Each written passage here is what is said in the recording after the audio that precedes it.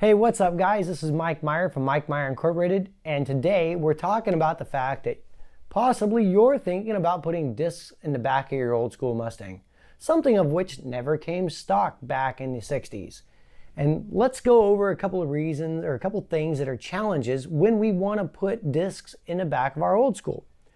One of the challenges is the axle slides in the axle tube, and when we want to put, well, let's even go back a little bit. Let's talk about the drum.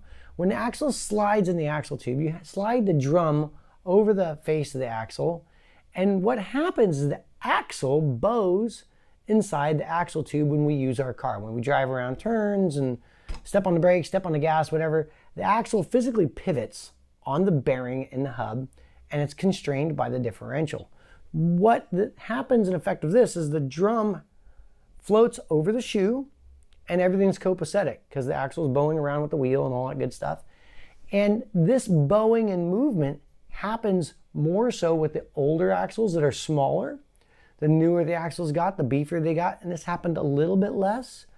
But nevertheless, it still happens. It's very noticeable, especially when we mount a fixed disc brake kit to our rear end housings.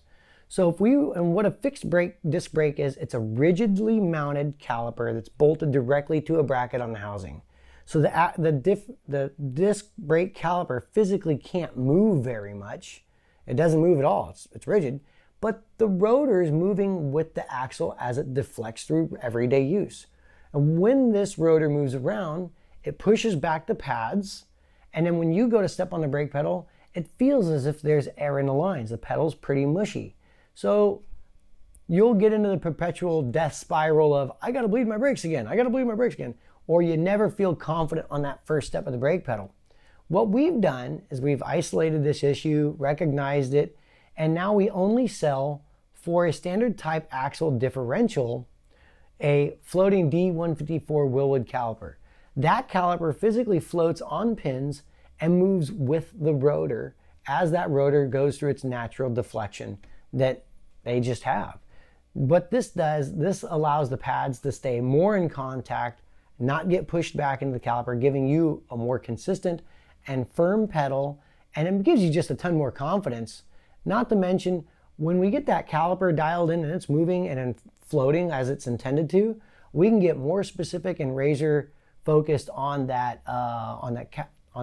master cylinder.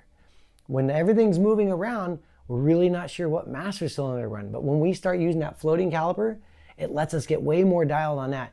And this makes the whole braking system just way better. So when you go to a disc brake system, be attentive to the fact that for our standard type axle housings that we use, we only use the D154 Willwood kit because it works the best and it gives you the confidence that you're looking for. Thanks for checking us out. Mike Maier Inc.